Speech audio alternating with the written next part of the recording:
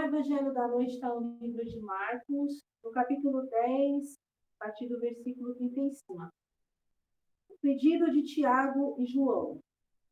Nisso, Tiago e João, filhos de Zebedeu, aproximaram-se dele e disseram: Mestre, queremos que nos faças o que vamos te pedir. O que vocês querem que eu faça? Perguntou Jesus. Eles responderam: Permite que na tua glória nos assentemos um à tua direita e o outro à tua esquerda? Disse-lhe Jesus: Vocês não sabem o que estão pedindo. Podem vocês beber o cálice que eu estou bebendo, ou ser batizados com o batismo com que eu estou batizado? Podemos, responderam eles. Jesus lhes disse: Vocês beberão o cálice que eu estou bebendo e serão batizados com o batismo com que eu estou batizado. Mas o assentar-se à minha direita ou à minha esquerda não cabe a mim conceder. Estes lugares pertencem àqueles para quem foram preparados. Quando os outros 10 ouviram essas coisas, ficaram indignados com Tiago e João. Jesus os chamou e disse: Vocês sabem que aqueles que são considerados governantes das nações as dominam e as pessoas importantes exercem poder sobre elas? Não será assim entre vocês. Ao contrário, quem quiser tornar-se importante entre vocês deverá ser servo. E quem quiser ser o primeiro deverá ser escravo de todos. Pois nem mesmo o Filho do Homem que veio para ser servido.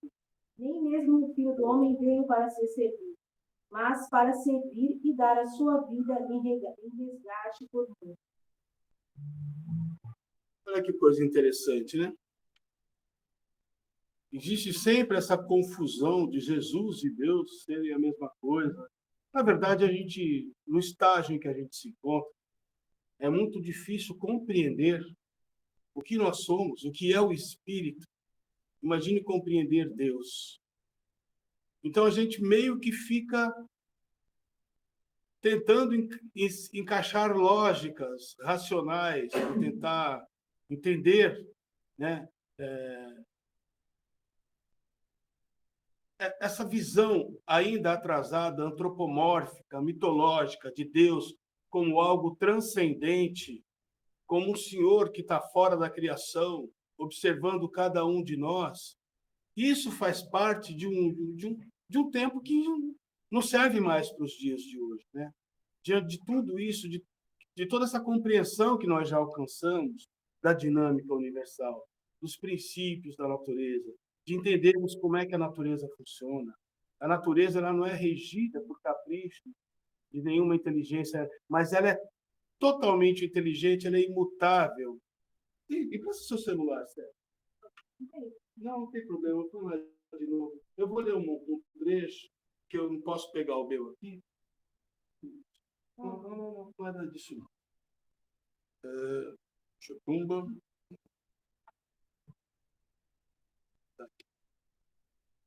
Vou ler um trecho.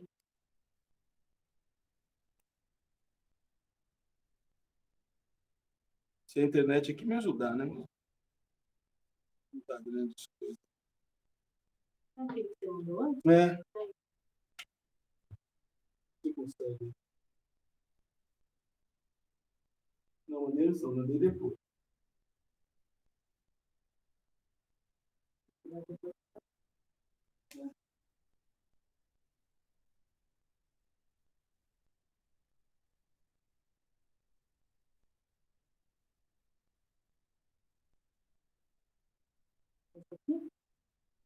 Isso. Deus de Spinoza. Se você consegue acessar. Eu entrei, não está carregando. Ah, tá.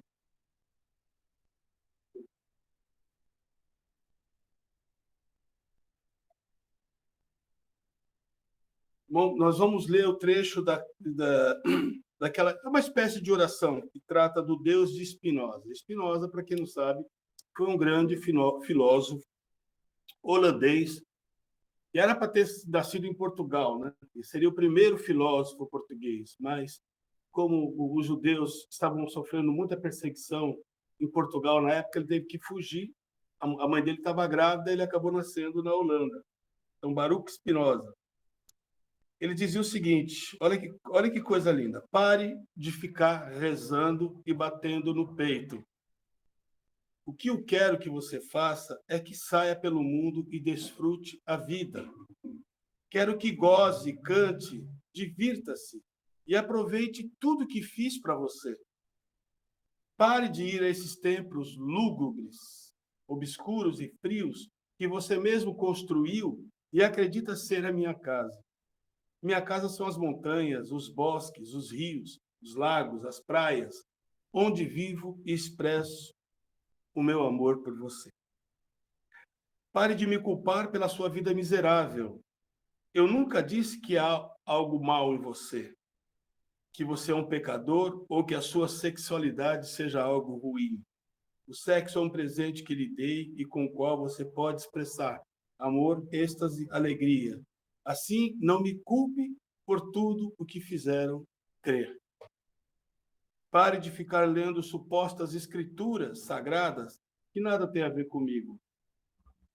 Se não pode me ler no amanhecer, numa paisagem, no olhar dos seus amigos, nos olhos dos seus filhos, você não vai me encontrar em nenhum livro. Confie em mim e deixe-me dirigir os pedidos. Você vai me dizer como fazer o meu trabalho? Pare de ter medo de mim. Eu não o julgo, nem o critico, nem me irrito, nem o incomodo, nem o castigo. Eu sou puro amor. Pare de me pedir perdão. Não há nada a perdoar.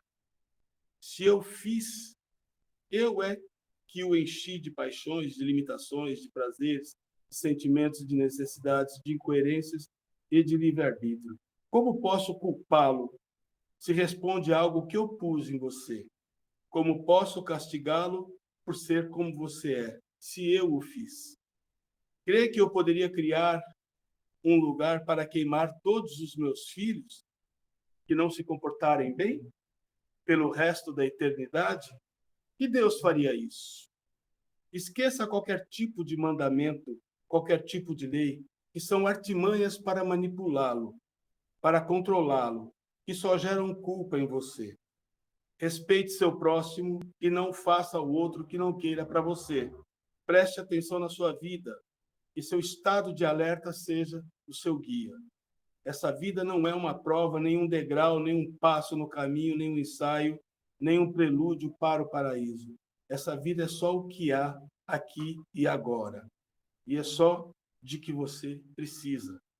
Eu o fiz absolutamente livre. Não há prêmios e nem castigos. Não há pecados nem virtudes. Ninguém leva um placar, ninguém leva um registro.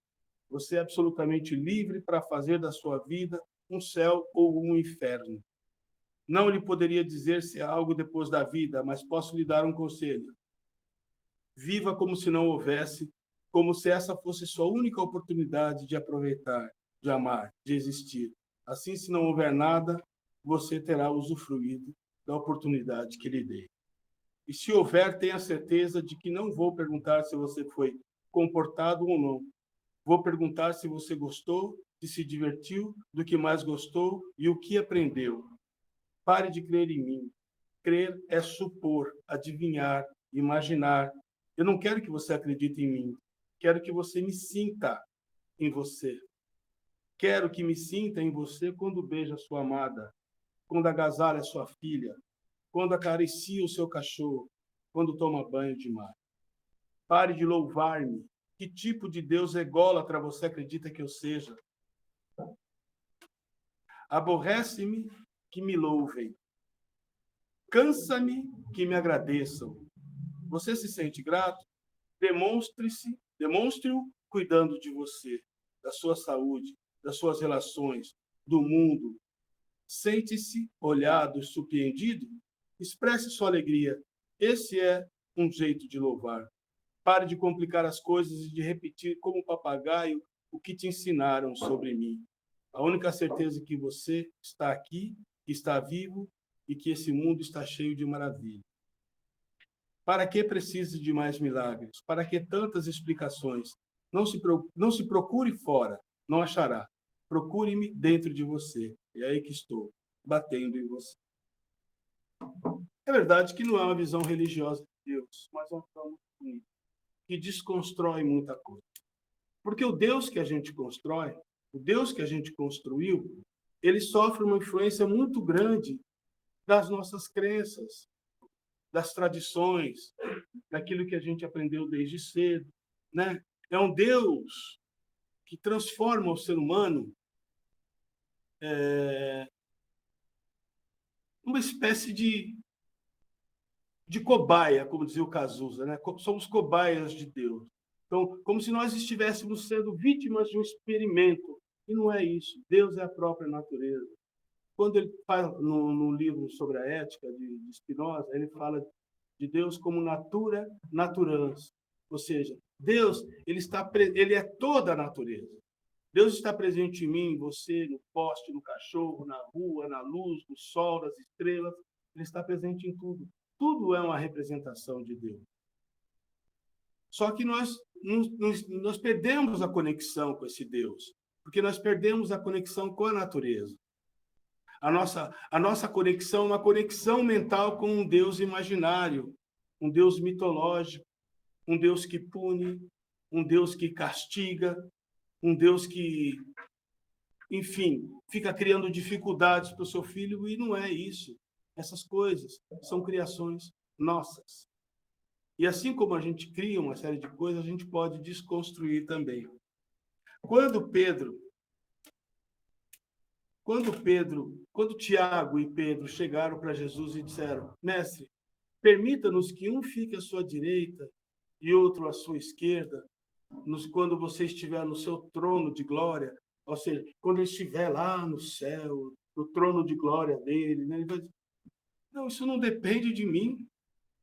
É Jesus dizendo que ele, embora seja um espírito, está em profunda sintonia com a natureza, um espírito realizado, ele não é a natureza em si, ele não é toda essa natureza, ele é uma parte dessa natureza, ele não é o todo. E o todo é esse Deus, é esse natura, naturância. É ele que tem princípios, que tem regras, que tem lógica. É ele que não está esperando nossa oração, nosso louvor, a nossa devoção, não. Ele está esperando que nós nos ajustemos a esses princípios. Então, se a natureza, se esses princípios dizem, por exemplo, que você deve fazer o bem, que você deve desenvolver a sua capacidade de amar, que você deve compreender, é porque essa natureza é o próprio amor. É o amor que se manifesta com todos esses princípios. Esses princípios regulamentam a vida humana. Nós temos uma regulamentação cósmica, que ela é regida por princípios. Então, a gente sabe se uma ação ruim vai ter uma reação ruim, uma ação boa tem uma reação boa. A gente sabe que existe um princípio de correspondência. Isso é mais antigo do que tudo. A gente sabe que existem princípios de polaridade, princípios de gênero. Isso tá em tudo na natureza. A natureza foi construída assim.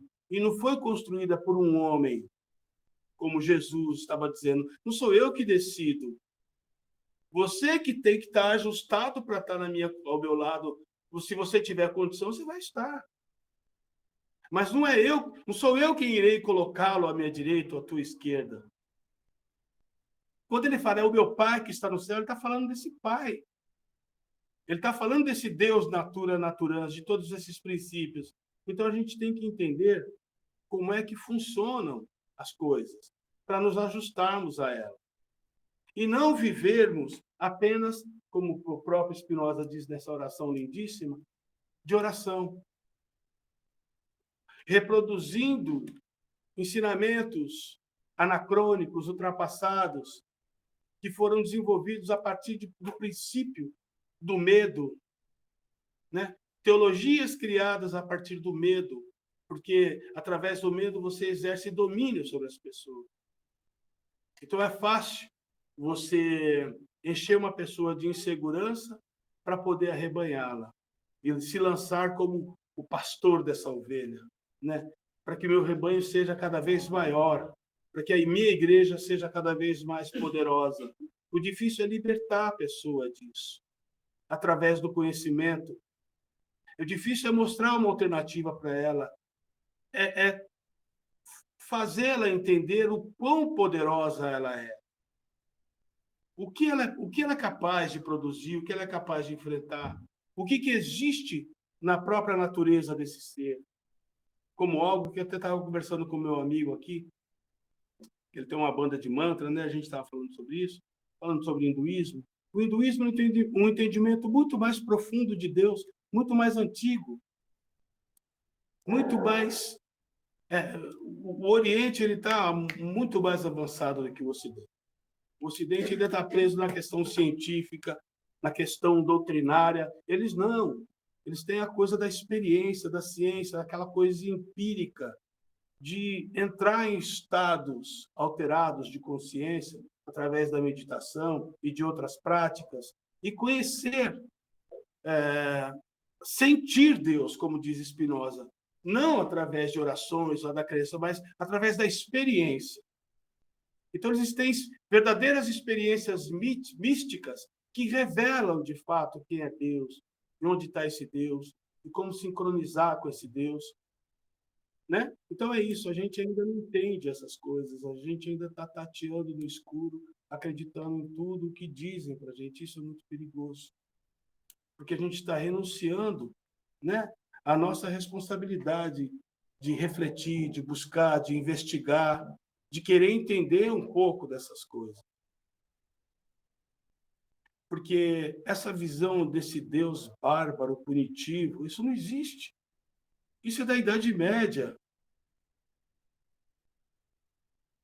O próprio, se vocês pegarem o livro dos Espíritos, aquilo é uma desconstrução ampla dessa ideia de Deus, dessa ideia do sofrimento depois da morte, dessa ideia do inferno, dessa ideia disso e daquilo.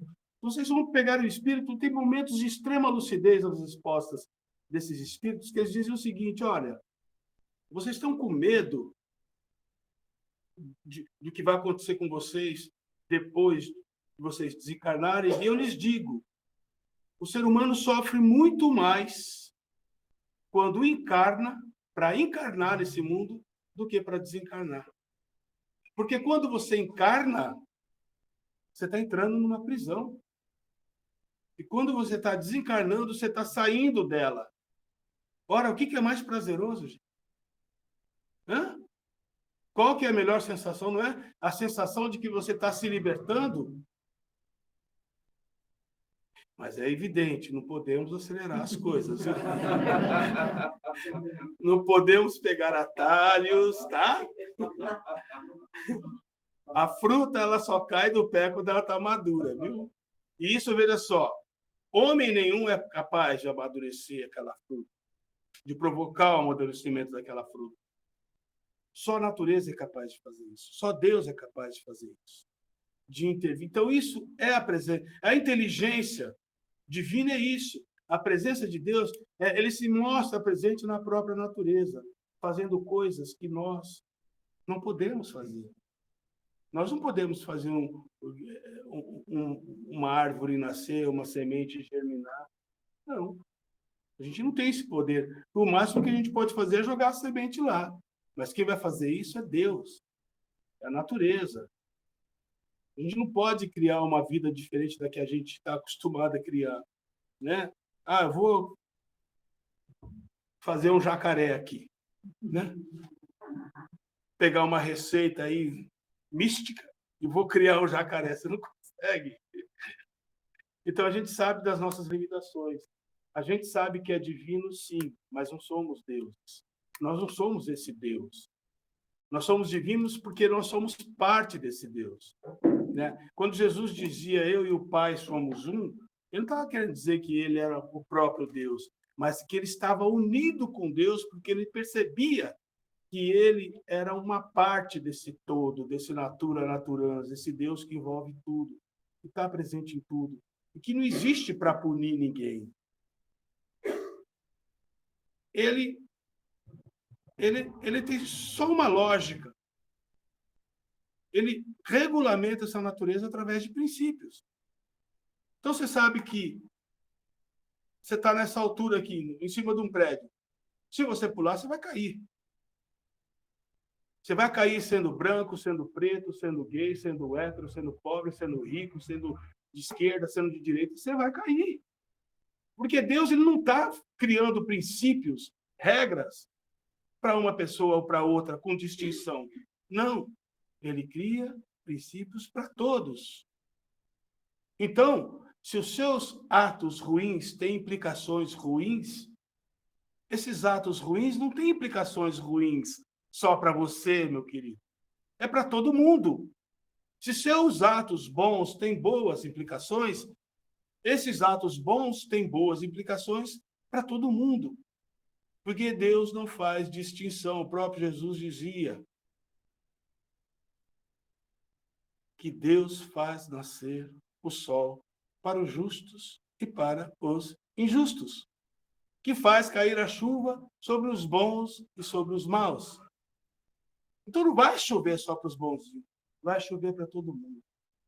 Então essa coisa de bom, de mal, de justo, injusto, isso é nossa. São conceitos construídos pelo homem. Deus não está nem aí para isso. Ele está no trono de glória dele, na imutabilidade, na eternidade, observando tudo, porque ele sabe que tudo está sendo regulamentado por princípios. O fogo está ali. Você colocar a mão, você vai queimar. Então não coloca.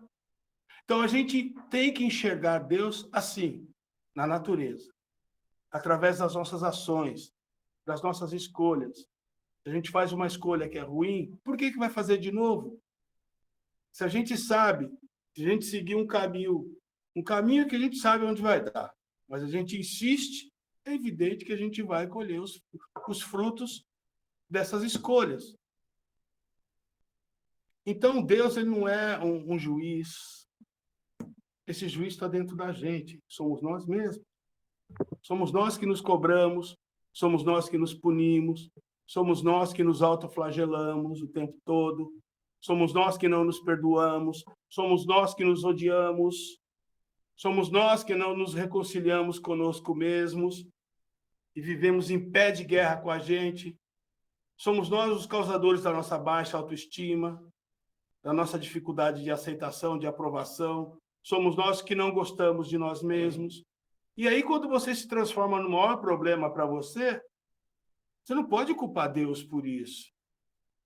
Você tem que culpar você mesmo. Tá certo, gente? Eu estou até me delongando hoje.